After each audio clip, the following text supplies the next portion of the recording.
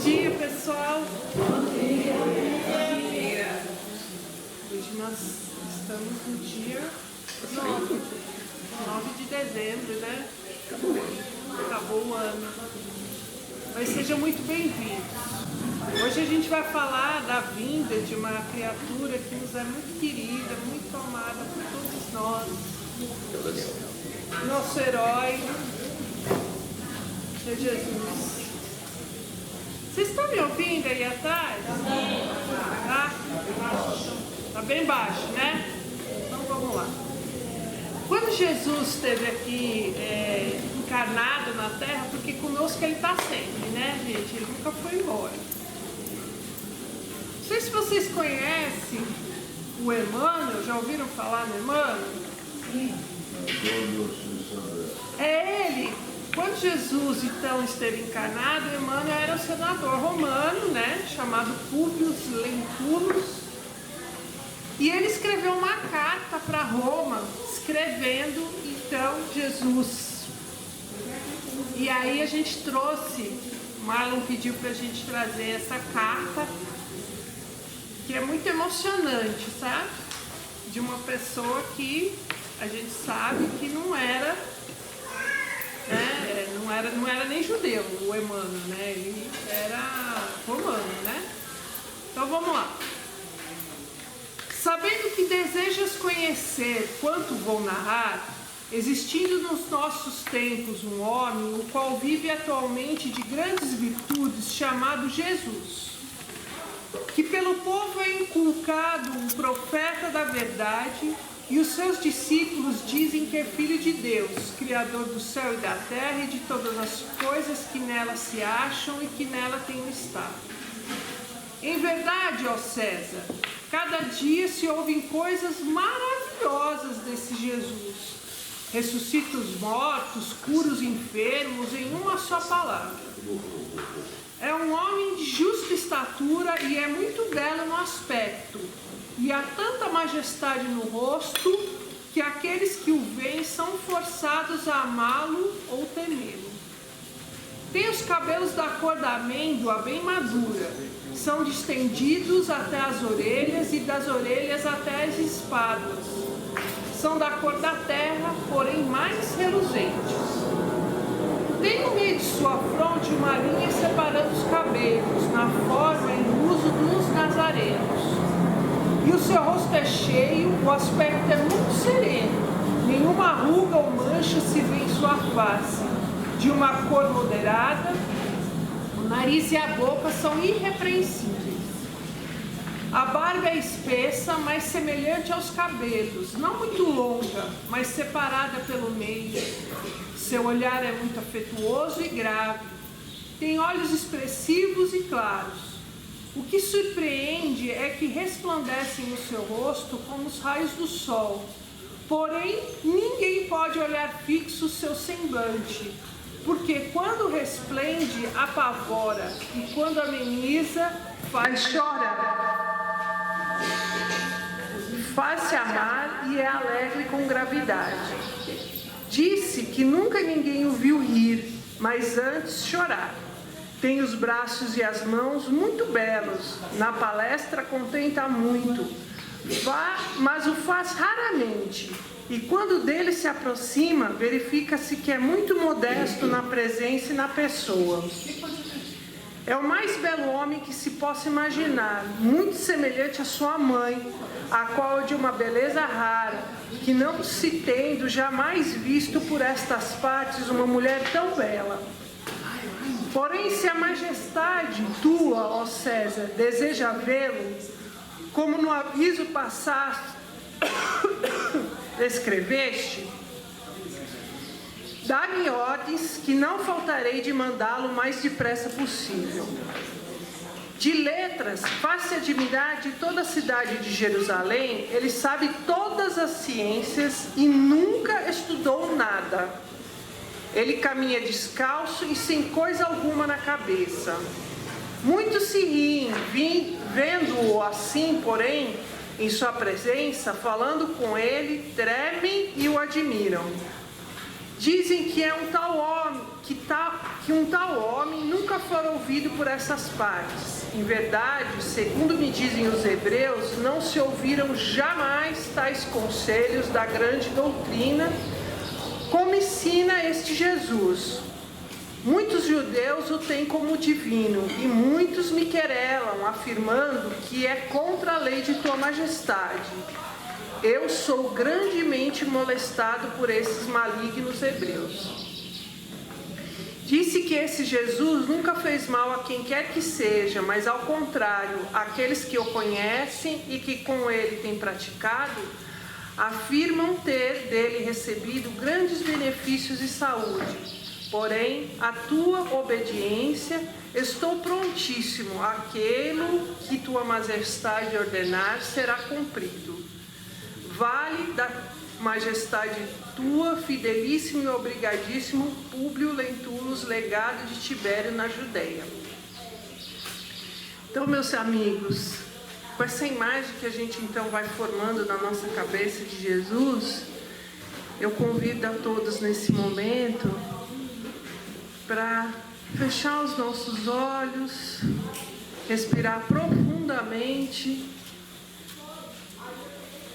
e vamos imaginar a presença de Jesus entre nós, pedindo as bênçãos do alto que desçam a cada um presente nessa casa, nesse momento, encarnado e desencarnado.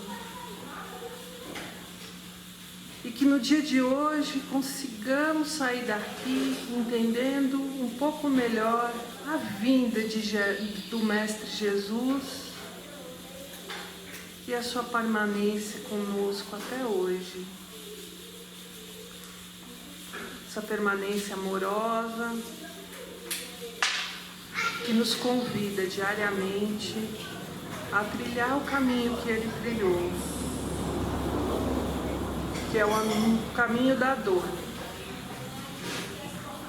o caminho do amor. E assim, é com muita alegria nos nossos corações que pedimos as bênçãos de Deus, nosso Pai, e dos irmãos beneméritos dessa casa, que nos auxiliem no dia de hoje. Iniciamos os nossos trabalhos dizendo graças a Deus e graças a Jesus. Vamos lá?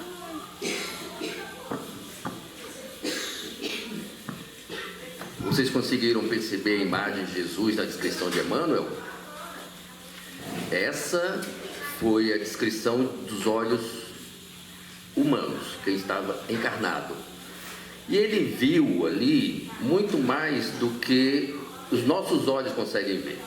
Interessante que ele fala em um momento que quem não olha para ele, não o ama, o teme.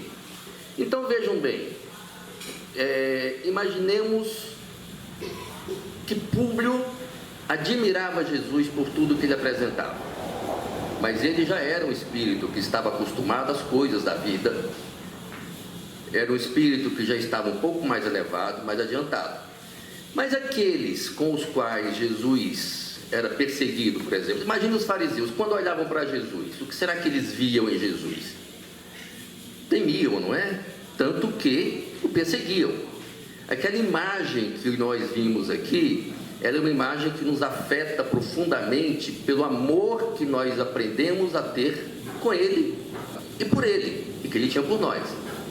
Mas aqueles que não o amam ou não o amavam, como era o exemplo dos fariseus, temiam, e pelo fato de temê-lo, queriam eliminá-lo. E aqui vem a pergunta: vocês já se viram, ou já se perguntaram, já se questionaram alguma vez, por que Jesus veio à Terra? O que ele veio fazer aqui afinal? Ele podia estar muito bem lá no plano espiritual, sentado no manduva e tocando harpa, né? Já se perguntou? E que resposta a senhora chegou? Eu acho que, assim, eu fico pensando assim quando eu como entendimento, mas eu acho porque, eu não sei se o sofrimento estava muito naquela época, você já era para preparar, de lá, preparar a humanidade, né? A Terra realmente estava passando por um conflito muito... Para falar a verdade, a Terra sempre, desde o início da sua história, vem passando por conflitos. Nós somos um planeta ainda em fase de transição, de crescimento. Eu vou tentar, essa foi uma missão que a Andréia me deu, que não foi fácil, viu, Andréia? Espero me dar coisas mais fáceis. Vou tentar trazer e explicar por que Jesus reencarnou na Terra. O que ele veio fazer aqui afinal? Mas para isso eu preciso definir quem é Jesus. Quem é Jesus para vocês? Quem quiser falar, levanta a mão. Por favor. É a luz maior perto do Pai. A luz maior perto do Pai, perfeito. Alguém mais? Porque cada um de nós tem uma imagem, né? Nós vimos aqui a imagem física de Jesus que nos trouxe Públios. Mas cada um de nós tem uma imagem de Jesus na nossa vida. Quando nós, por exemplo, pedimos ajuda de Jesus, Jesus me ampara, por que nós pedimos isso a Ele? O que significa isso, afinal? Confiamos nele. Nós confiamos nele. Outra coisa que nós questionamos também, porque Jesus, nós sabemos que Jesus criou este planeta, né? Isso. Este planeta. Então, quando usamos Jesus, Vou falar disso hoje. Então, Jesus, ele é um espírito perfeito. No nível em que nós estamos, é até difícil imaginar o que é um espírito perfeito. Então, para nós, vamos entender que Jesus é o espírito perfeito. Ele é o nosso modelo. Pergunta 615 do Livro dos Espíritos. Vou falar lá no finalzinho da nossa palestra. Ele é espírito perfeito. Ele é um espírito de luz. Ele é tão de luz que ele se auto-ilumina.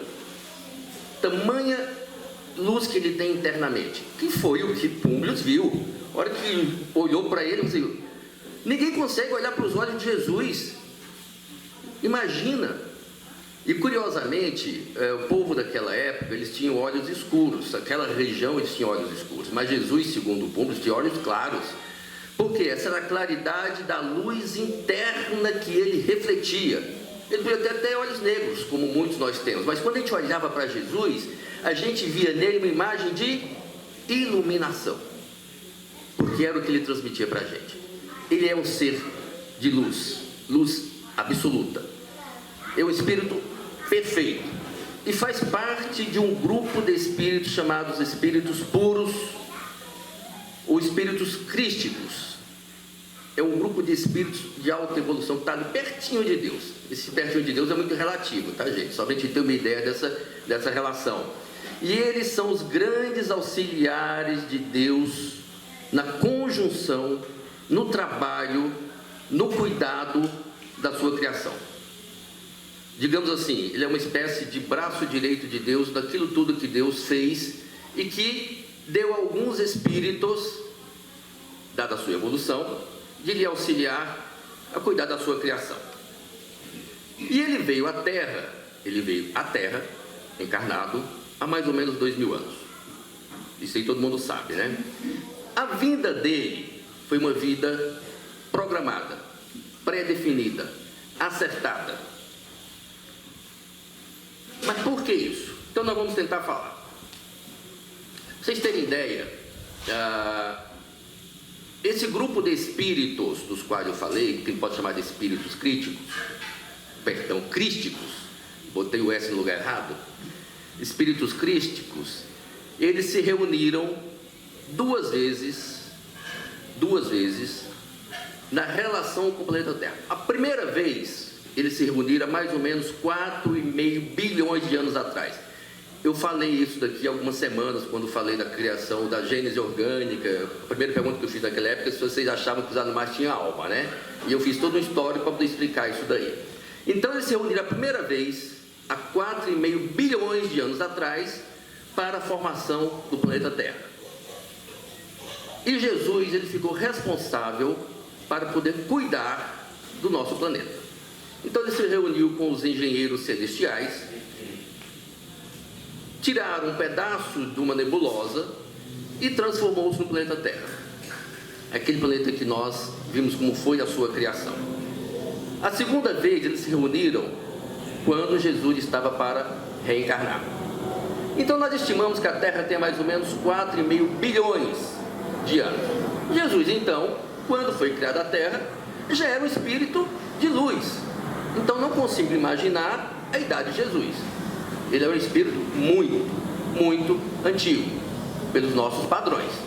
E dada a sua idade, abre aspas, ele tem um extenso conhecimento das leis divinas e trabalha esse conhecimento para a formação da Terra. Essa Terra, ela foi criada e levou mais ou menos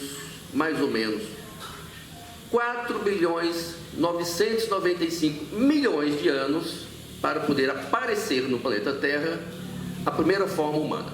Então, nesse tempo todo, a Terra foi resfriada,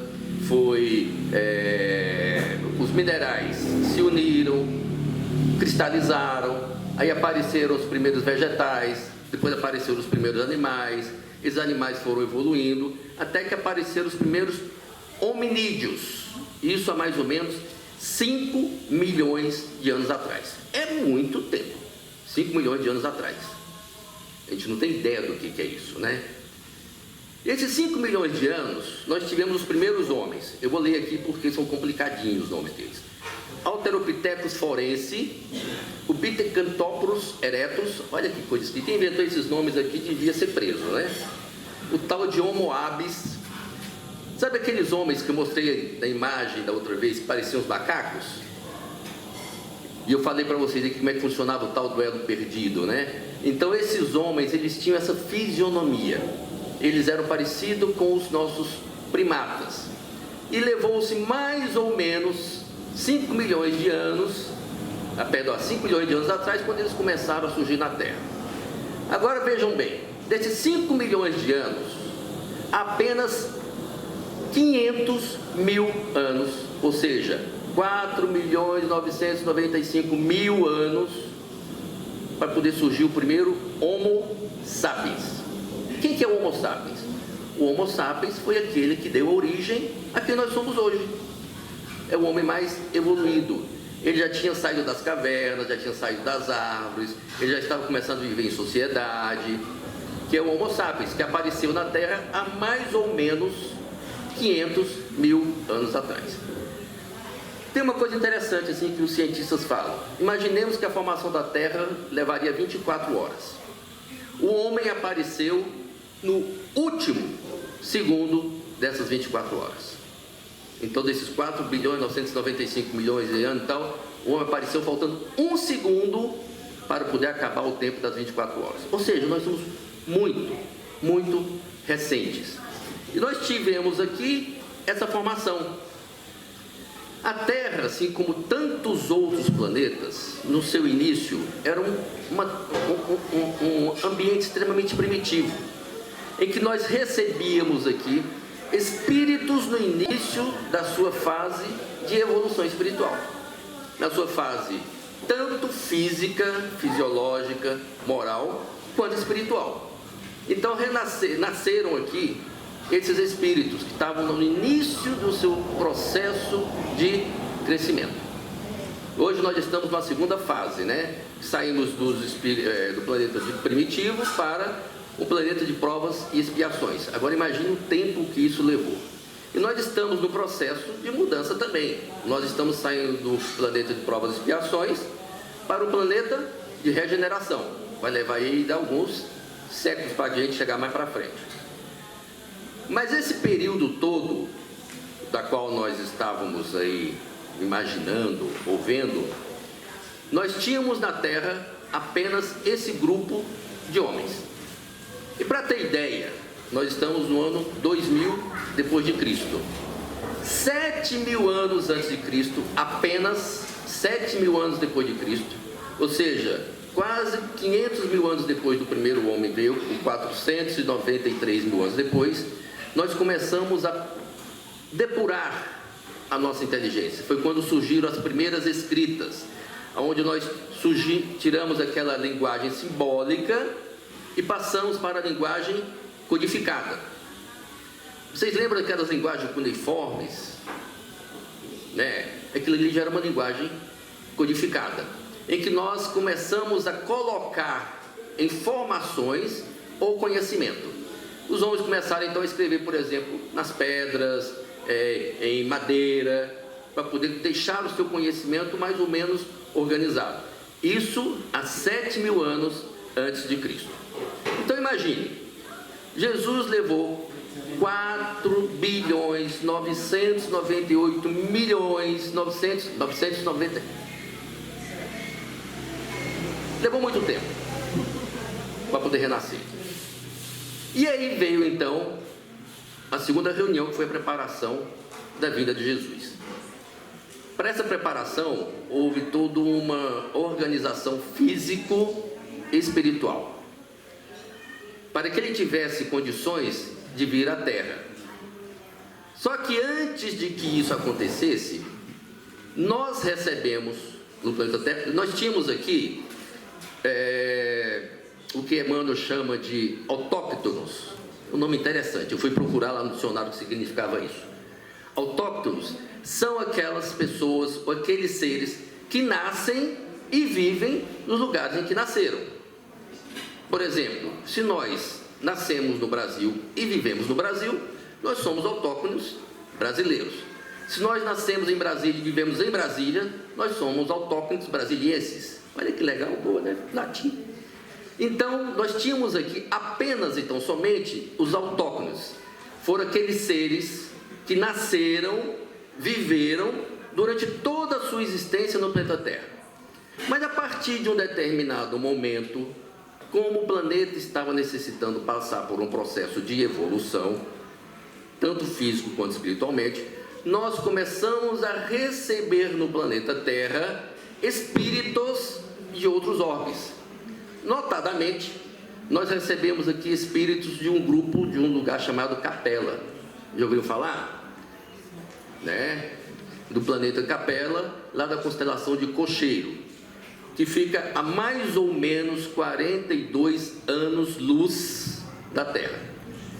Para vocês terem ideia, o Sol, o nosso Sol, ele está a 8 minutos de anos-luz de nós. 8 minutos. Ou seja, o raio de Sol que sai de lá e chega aqui, leva 8 minutos. A velocidade da luz. E Capela fica a 42 anos-luz da Terra. E nós começamos a receber esses grupos de espíritos dessa região. Para quê? E quem eram eles, afinal? Eram espíritos que o planeta da região, para pegar a Capela, por exemplo, estava num processo de evolução, e esses espíritos, eles não estavam acompanhando a evolução do planeta Capela. Se eles não estavam acompanhando, eles poderiam atrapalhar a evolução daquele planeta. Questão 1019 do Livro dos Espíritos. Eu esqueci de trazer o Livro dos Espíritos aqui. 1019 do Livro dos Espíritos fala sobre evolução. Inclusive a última pergunta do Livro dos Espíritos. Quando o planeta chega a um determinado estágio e ele tem dentro do seu grupo espíritos que não conseguem acompanhar aquele estágio de evolução, o que acontece? Eles são retirados daquele planeta e enviados para um planeta que está de acordo com o seu grau evolutivo. A Terra vai passar por esse processo, já está passando inclusive por esse processo. Então esse grupo de espíritos saiu de Capela e eles foram convidados para virem ao planeta Terra.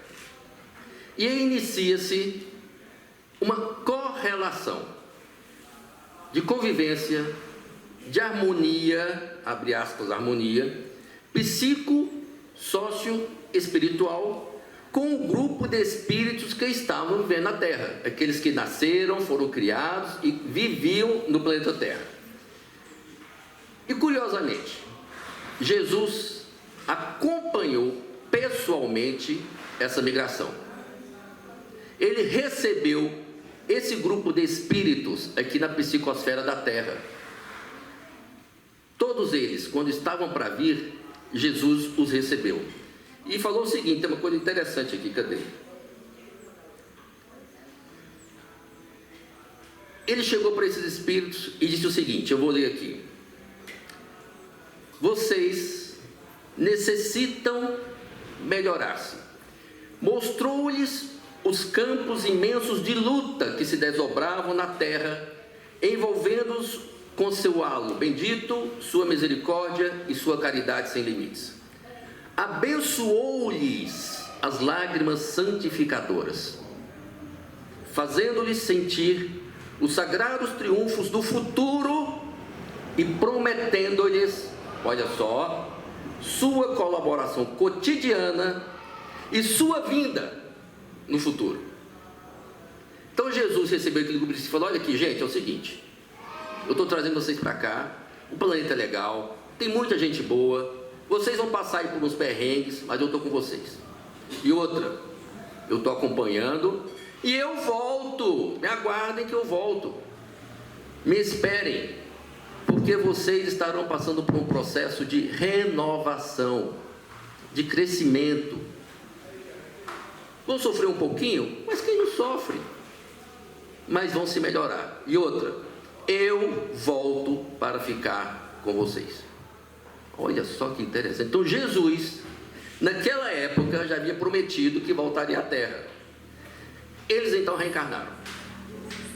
E pela intuição que eles tinham no seu campo espiritual, aquele sentimento inato, perceberam que as promessas de Cristo estavam em seus corações.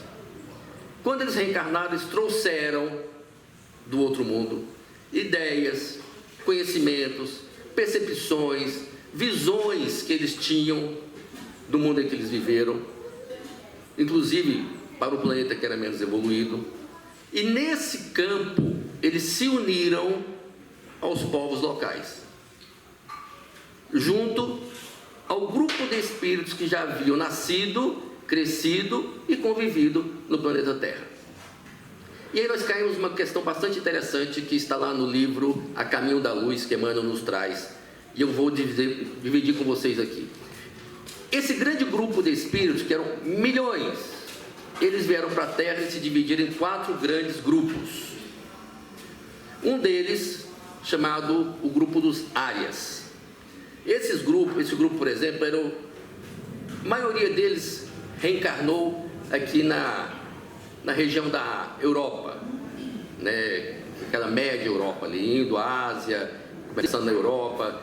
Criaram os latinos, os celtas, os gregos, os germanos, os eslavos, nós inclusive, que somos descendentes de portugueses, de italianos, de franceses, holandeses, nós somos descendentes desse grupo de arianos, que vieram e reencarnaram nesse pedaço da terra.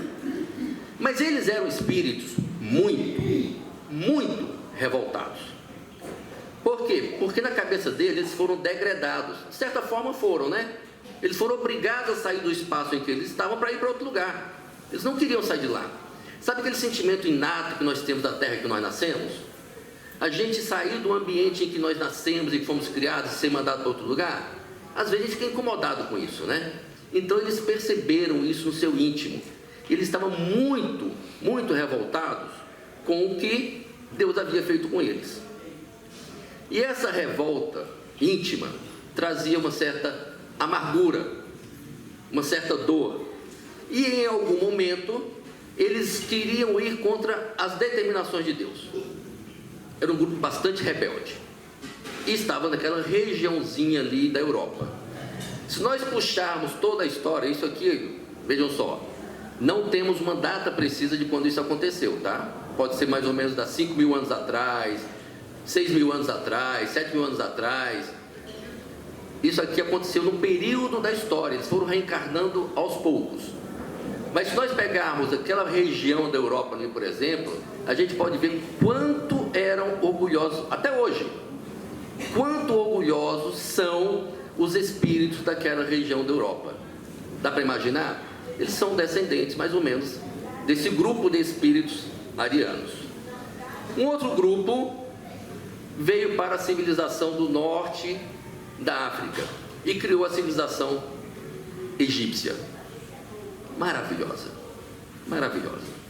Dentre os espíritos que foram degradados para a Terra, eles constituíam a civilização que mais se destacaram na ação do bem e no culto da verdade. Se nós pegarmos a história do Egito, a gente vê que era um grupo que, por exemplo, eles acreditavam piamente na reencarnação. Reencarnação para eles era algo natural. Eles acreditavam tanto na reencarnação que quando eles morriam, o que eles faziam? Embalsamavam os corpos, colocavam em lugares, no caso lá dos reis, colocavam nas pirâmides, as pessoas mais pobres colocavam em cavernas, e muitas vezes, no caso dos reis, colocava lá dentro o quê? Comida, seus animais, seus escravos, porque eles acreditavam que quando eles fossem para o outro mundo, todos eles iriam juntos. Ele continuaria sendo rei, ele teria lá o seu séquito, ele precisava ter uma alimentação. Então a crença deles na reencarnação era muito grande, e era um povo extremamente inteligente. Até hoje os cientistas não conseguem decifrar como foram construídas as pirâmides. Por quê? Eles tinham uma inteligência que era inata. E para ter ideia, o que aconteceu com a civilização egípcia no decorrer da história? Não é esse grupo de egípcios que existe hoje. Eles evoluíram de tal forma que aquele grupo que reencarnou, eles passaram pelas provas com uma certa alvidez e velocidade, que todos eles, desses grupos, foram os primeiros a voltar para o seu mundo de origem. E aquela civilização egípcia antiga, ela acabou. Nós tivemos a civilização egípcia moderna. Agora tem uma coisa interessante, eles eram pessoas muito boas, acreditavam na reencarnação, ajudavam muitos outros, mas eles ainda tinham um quê de maldade, abre aspas essa maldade, né? Vocês lembram que eles, por exemplo, escravizaram os hebreus. Por quê? Porque eles se sentiam um pouco acima daquele povo que estava na terra. Foi necessário que Moisés fosse lá, chutasse o balde para poder libertar os hebreus. Mas mesmo com isso, era uma civilização extremamente evoluída em relação ao outro grupo que estava encarnado na terra. Tanto que eles foram os primeiros a voltarem para o seu mundo. Um outro grupo foram as castas da Índia, né? Aquele grupo que nasceu na região da Índia. Eles tinham um conhecimento muito grande de organização. Foi o primeiro grupo no mundo que lançou a sociedade organizada. Eles eram tão organizados, mas tão organizados, olha que coisa interessante, que eles se viam melhores do que os outros, no sentido do encaminhamento organizacional, a sociedade em si. Tanto que eles criaram o sistema de castas, que existe até hoje. Quem, por exemplo, na Índia tem um determinado poder, não pode se relacionar com quem está abaixo. Não pode, você não pode casar com quem está abaixo deles, tem que casar com quem está na mesma classe social. Isso aí já veio desde aquela relação, desde aquela época. Pelo orgulho, pela vaidade, eles se fixaram e não se misturaram com os primitivos que viviam naquela região. Eles eram extremamente orgulhosos. Mas tinha uma coisa muito interessante. Eles tinham um conhecimento da espiritualidade enorme. Tanto que, se nós virmos hoje como funciona aquela região ali, Índia, Paquistão, o Tibete, é uma região extremamente espiritualizada. Quantos no mundo inteiro vão para lá para poder aprender a meditar, para poder falar com aquele povo que vive o tempo inteiro? Porque eles têm uma ligação com o mundo espiritual extremamente profunda, apesar do orgulho que eles têm. Para serem muito orgulhosos, eles têm uma ligação com o mundo espiritual muito profunda. E eles tinham uma filosofia que nós até hoje buscamos para poder entender qual é a relação que nós temos com o alto. O Deus deles, por exemplo, vou falar daqui a pouquinho, é uma relação de muita proximidade. O Deus deles está aqui perto. Tanto que na Índia, podemos falar assim, que eles veneram a vaca, né? Veneram os animais, por exemplo, são santos para eles. Isso é muito interessante. Então essa é a característica desse grupo de espíritos que nasceu lá na Índia. E o quarto grande grupo é o povo de Israel. Olha só que interessante, né? O povo de Israel, ele se uniu por conta da sua afinidade e reencarnou naquela região. Eles tinham uma grande certeza que Deus existe, mas eram extremamente orgulhosos. Veja só, praticamente todos eles eram orgulhosos, né? Todos eles, uns menos, outros mais, mas tinham muito orgulho.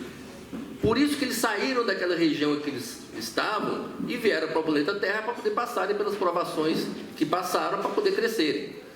Mas o povo que nasceu em Israel era um povo que tinha uma consciência da divindade muito grande.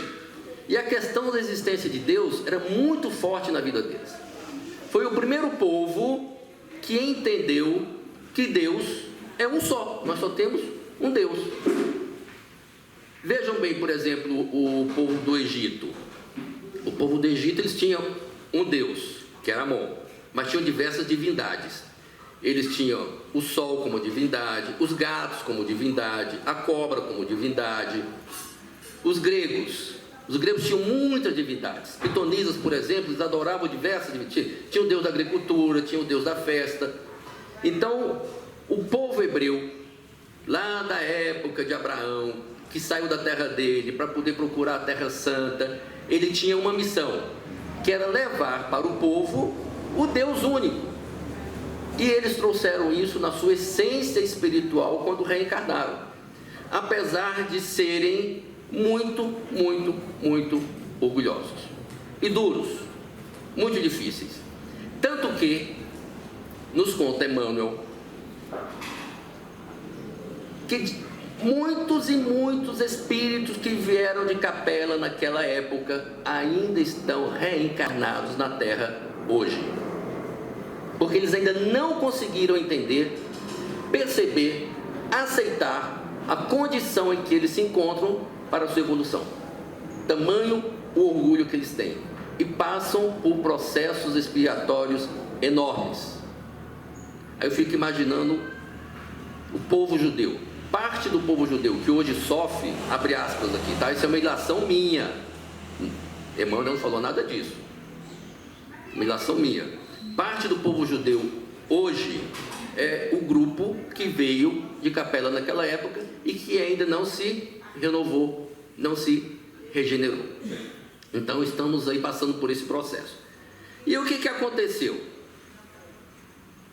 Depois dessa mistura toda, nós tivemos esses grupos espalhados pelo mundo, eles auxiliando aqueles espíritos que estavam aqui reencarnados para que eles crescessem intelectualmente, socialmente, moralmente eles cresciam também, porque um estava ajudando o outro.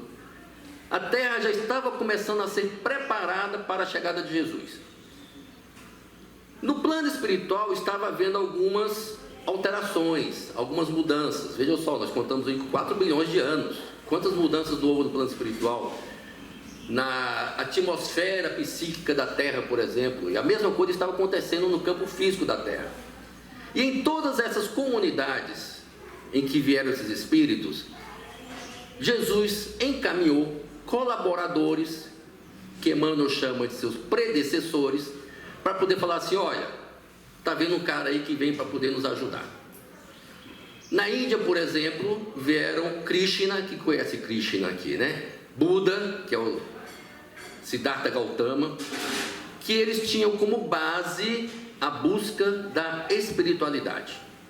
Apesar de ser um povo muito orgulhoso e que acreditava em Deus, a espiritualidade para eles era a base. Tanto que Buda falava: para que você tenha o valor na sua vida, é necessário que você faça a sua viagem interior. Você vá para dentro de si, se busque o seu autoconhecimento, a figura de que nós somos criatura e criador num ser só. Jesus depois veio e disse, né? Vós sois deuses, trazendo exatamente essa ideia. Trouxe a ideia da moral e do equilíbrio. Tanto que Buda falava assim: procure o caminho do meio, é o equilíbrio. Se você vai afinar uma cítara, que ele tocava cítara, né? Se você apertar muito a corda, ela quebra. Se você deixar a corda folgada, ela não toca. Então você tem que afinar, que é o caminho do meio, que é o equilíbrio. Os egípcios, nós temos um sujeito chamado Hermes, que ele trouxe o conhecimento de Deus voltado para o processo da reencarnação, e que esse Deus é o ser que está acima de tudo e acima de todos. E ele traduzia isso como sendo a vida após a morte é a vida verdadeira. Os egípcios. O que Jesus falou depois, quando reencarnou? Há muitas moradas na casa do meu Pai. Quando nós morremos aqui, nós vamos para outro lugar. É a vida depois da morte. Nos judeus, quem que nós temos? Abraão, que começou todo esse processo, né? Que trouxe a ideia de Deus único. Moisés, que depois pegou toda essa história e trouxe a lei de Deus, que era o legislador, trouxe a ideia de justiça. Abraão tinha Deus como poderoso e que deveria ser temido.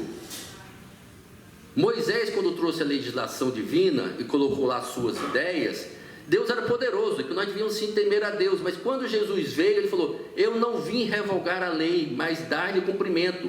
Deus é acima de tudo amor. Amar a Deus sobre todas as coisas, ao próximo. Ele não estava trazendo isso, já não veio isso lá atrás? Os profetas Isaías, Gesiel, Mequias e João Batista. João Batista é aquele que batizava, né, que brigava com a água. E que ele falava assim: eu batizo com a água, mas virá aquele que irá batizar com o fogo. Já estava prevendo a vida de Jesus. Na China nós tínhamos Lao Tse, Confúcio, uma filosofia clara, límpida, falava da existência do ser, que a vida é dotada de perfeição, e aqueles que buscam a perfeição trazem a luz para dentro de si mesmos. E o que é a perfeição?